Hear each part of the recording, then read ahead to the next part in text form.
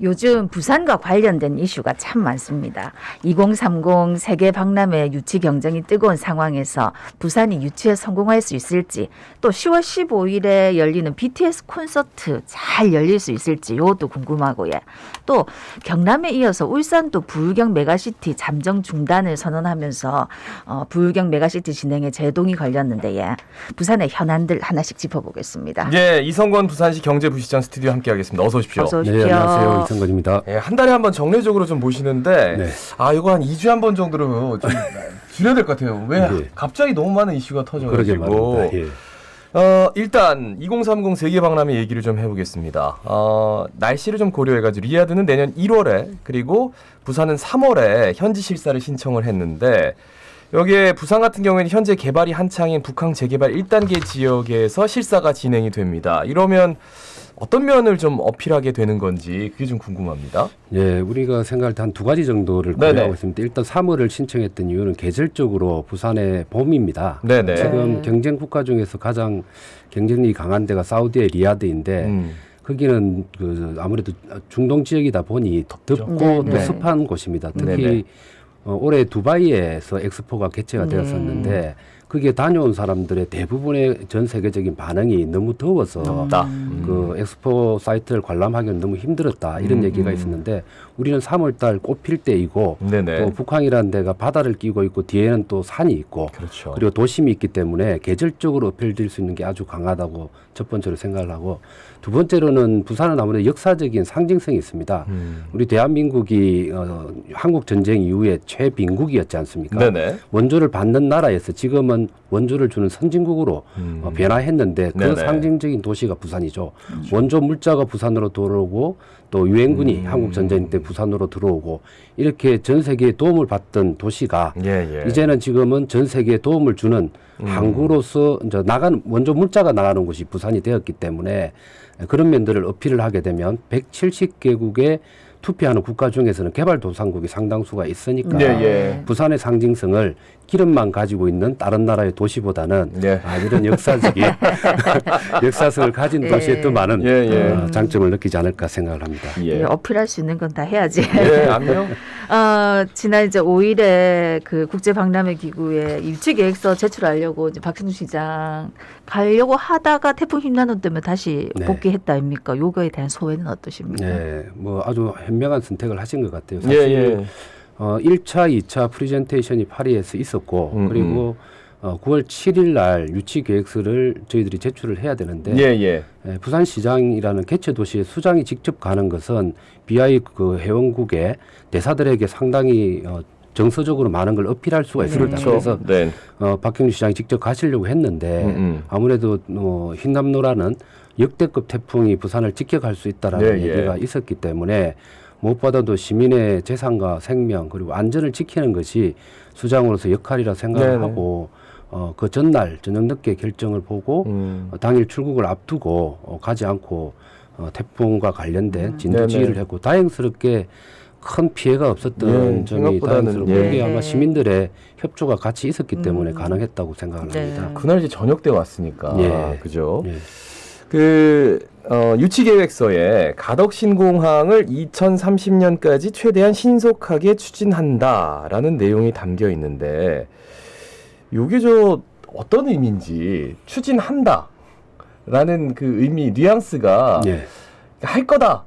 방점을 찍는 건 아닌 것 같고 그렇다고 안 하는 건 아닌 것 같고 이걸 어떻게 판단하면 좋을까요? 2030 그 엑스포가 유치가 되면 그 전까지의 가덕 신공항을 통해서 들어오는데 지장이 없도록 하겠다라는 정부의 명확한 의지 표명이라고 얘기를 해주시고 그 뉘앙스를 가지고 논하는 것은 별 큰 의미가 없다고 생각을 합니다. 이전 정부부터 가덕 신공항에 대해서 많은 열정을 가져왔고 현 정부와 지금 여야를 포함한 국회도 적극적으로 협조를 하고 있기 때문에 이런 국민적 열망과 또 의회 또 그리고 정부의 의지를 유치 계획서 안에 충분히 담았다고 생각을 합니다.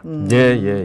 뭐 100% 해상공항 뭐 이런 얘기 했었는데 좀 매립기간 단축이나 경제성 확보를 위해서 가덕도 육지를 40% 포함하는 뭐 이른바 6대4 방식 뭐 이것도 얘기가 나오던데 어떻게 보십니까? 네, 지금 가장 우려했던 게 우리 부산 시민의 입장에 봤을 때 그 국토부에서 그 사전 타당성 결과를 내어놨을 때 2035년에 5년, 예. 개항이 가능하다는 게 그렇죠, 나왔는데 그렇죠. 사실 그 안이 100% 해상공항 아닙니다. 그렇죠. 그러다 보니까 매립해야 될 양도 어마어마하죠. 많고 그러다 보면 시간이 더 걸리게 되는 문제였는데 이번에 그 기본 계획 그 실시와 관련된 용역에 들어갑니다.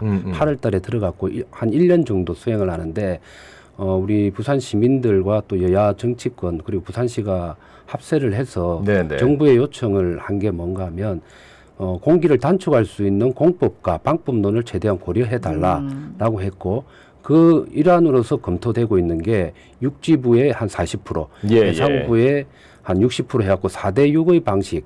사실 이것은 국토부가 사타 결과를 내놓기 전에 부산시가 제안했던 아니었죠. 원래 예. 아닙니다. 네네. 이 안대로 하게 되면 2029년에 개항이 가능하는 걸로 나오게 되거든요. 예, 그래서 예. 그걸 검토를 이번에 하게 됩니다.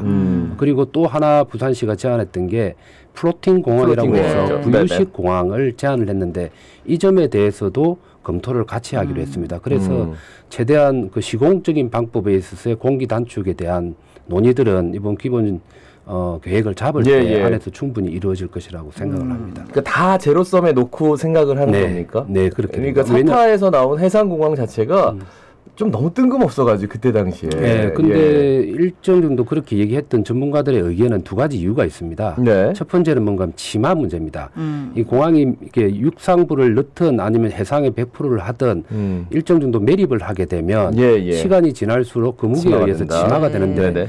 그러니까 동류를 하게 치마가 되면 괜찮은데 부등 치마가 일어난다는 거예요. 육지부는 아무래도 단단한 안반에 기초하고 있고 그렇죠. 해상부는 연약 지반이 있는 데다가 올리기 때문에 시간이 지나면은 부등하게 치마가 일어나서 공항에 활줄에 문제가 생길 수 있다라는 문제 의식이 있었기 때문에 차라리 그러면은 100% 해상공항을 하게 해상공항 하자. 맞다 이 논리였고 네. 두 번째는 육상부를 끼고 있다 보니까 가덕 수도라는 게 있습니다. 우리 신항만 그렇죠. 부산 진해 신항만으로 가는 그 컨테이너 선박들 물길을 뭐 가덕 이렇게. 수도라고 하는데 네.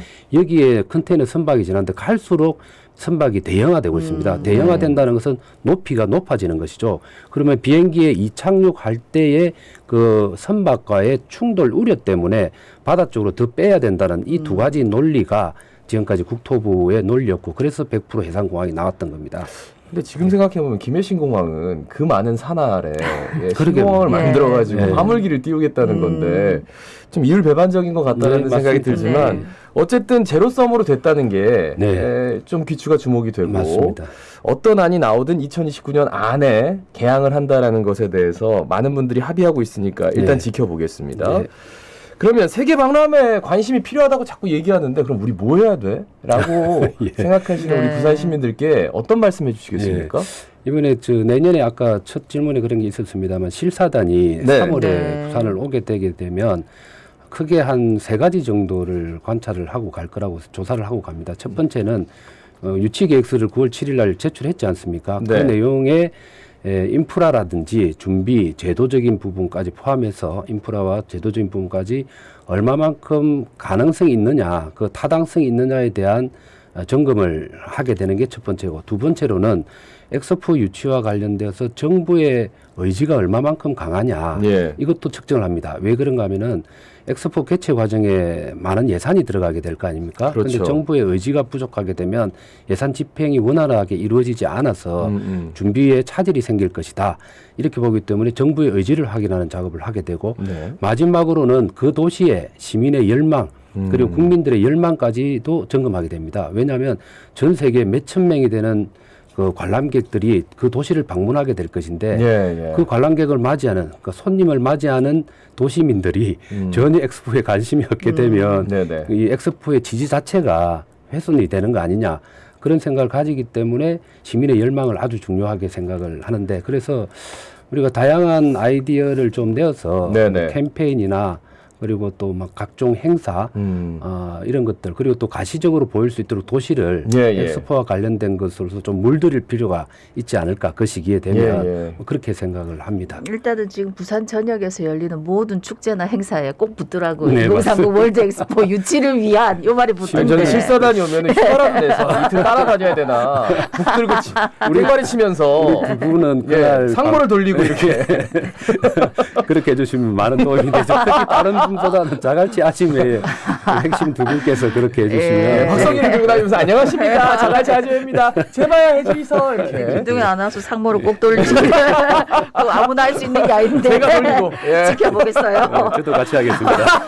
예, 2030 월드 엑스포 유치를 기원한 이 방탄소년단 부산 콘서트. 아이고 어찌나 말이 많은지 이제는 잘 되겠지 하는데 어쨌든 간에 지금 좀 뭐 내부에서 의견도 많았을 것 같은데 어땠습니까? 네, 아무래도 처음에 장소 문제 때문에 상당히 많은 그 좀 어려움이 있었습니다. 원래 그 BTS가 우리 부산시 엑스포 유치의 홍보 대사를 맡고 난 다음에 첫 완전체로서의 공연이다 보니 BTS 쪽에서 상당히 많은 의지를 가졌습니다.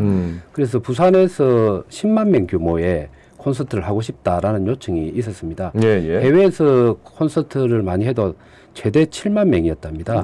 그래서 그걸 넘어서는 10만 명 규모를 하고 싶다고 하는데 부산시는 적극적으로 처음에 아시아드 주 경기장을 신청을 했습니다만 그쪽은 뭐 5만 몇천 명밖에 안 되기 때문에 BTS 쪽에서 조금은 곤란하다 하다 보니까 찾다가 보니 기장에 있는 일광에 애초에 그 부지가 되었던 거고 문제는 그게 교통 접근성 문제라든지 또 이동에 있어서의 안전성 문제, 그다음에 식사라든지 또 화장실 이용의 문제 다양한 것들이 언론에서 이제 지적이 되고 해서 자칫하면 BTS의 공연의 지지가 퇴색이 될 것 같다는 판단하에 신속하게 장소 변경을 아시아드 주경기장으로 했고 지금은 준비에 일체의 어떤 어려움과 또 문제 없이 잘 되고 있습니다.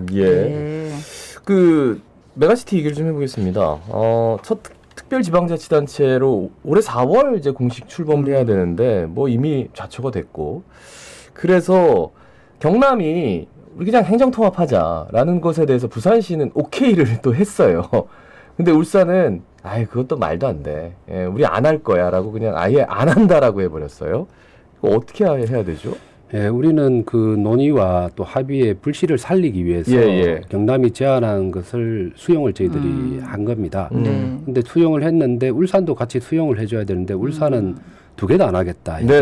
그리고 부산 경남하고 하는 것이 아니고 인근에 있는 포항과 경주 포함한 형태의 해오름 동맹이라는 것을 하겠다고 해서 가서 세 개의 도시의 방향이 다 달라졌습니다. 그럼에도 불구하고 지금 이 부울경의 경쟁의 문제를 좀 넘어서 큰 시야에서 봐야 한다. 지금은 부산으로 빨대 효과 때문에 인근 도시가 손해보는 것보다는 수도권, 서울을 중심으로 한 수도권 일극주의가 심해서 지방들이 지금 소멸의 위기의 상황이 있기 때문에 그 문제를 극복하기 위해서 부울경 메가시티라는 아이디어가 나온 것이고 최종적으로는 행정통합으로 가면 좋습니다. 그걸 반대하는 게 아닙니다. 그런데 그 가는 과정에 특별연합이라는 과도기적인 체계로서 서로의 신뢰 그리고 경제적인 효과 이런 것들을 거두자고 한 건데 그걸 지금 양쪽에서 좀 거부한 형태가 되었습니다. 그래서 저희들로서는 일단 경남하고라도 경남이 행정통합을 제안을 했기 때문에 행정통합을 위한 논의는 곧 다시 시작할 예정이고 만약에 행정통합을 하면 어떻게 된다는 거예요? 행정통합을 하게 되면 거쳐야 될 과정이 너무나 많습니다. 그 지금까지는 행정통합을 하면은 현행법상으로 보면 기초단체들 있지 않습니까? 시군구의 행정통합과 관련된 법은 있습니다.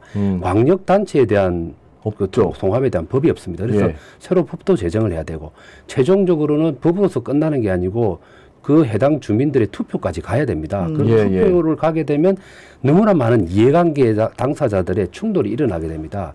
그게 많은 어려움을 겪을 수 있기 때문에 특별연합이라는 과정을 먼저 하자고 한 건데 지금 뭐 한 발짝 두 발짝 걸어야 될 걸 10걸음 뒤를 지금 얘기를 했으니까 안타깝긴 하지만 어쨌든 행정통합이라도 논의 과정 속에서 가능한 것들 하나씩 실현시킬 수 있으니까 울산은 아예 대놓고 빨대효과 얘기를 시장님이 하셨고 근데 경남은 그 얘기는 안 했는데 행정통합을 하자 왠지 어깃장 넣는 것처럼 보이고 지금 결과적으로 그렇게 해석될 소지가 있습니다. 그래서 중앙정부도 사실 손 놓고 있어서는 안 되거든요. 대통령 공약으로 부울경 메가시티를 지지하고 이게 잘 실현될 수 있겠다라고 했고 국가 균형 발전에 대한 또 얘기를 하고 있기 때문에 지금은 중앙정부의 중재 역할, 특히 행안부의 중재 역할이 중요한 거 아니냐 생각을 하고 저희 시에서는 행안부하고 좀 그런 논의들을 하고 있는 상황입니다. 네. 야, 근데 지자체장들이 이렇게 나서서 이게 안 된다라고 어깃장을 놓는 상태에서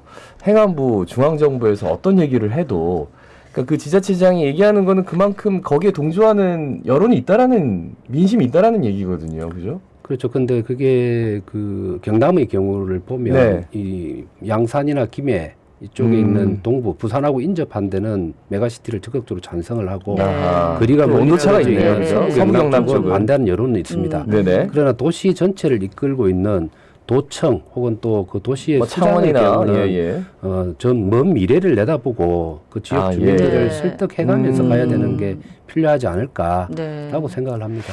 예, 아주나 많은 분들이 이거 꼭 필요한 거에 대해서 공감을 많이들 했는데 네, 이번에 너무 이렇게 돼서 안타깝습니다. 예, 예. 모쪼록 좀 좋은 결과가 있기를 바랍니다. 예, 이성권 부산시 경제부시장과 함께했습니다. 오늘 고맙습니다. 고맙습니다. 감사합니다. 요즘 날씨가 뭐 일교차도 크다 하지만 계속 흐려가지고 네.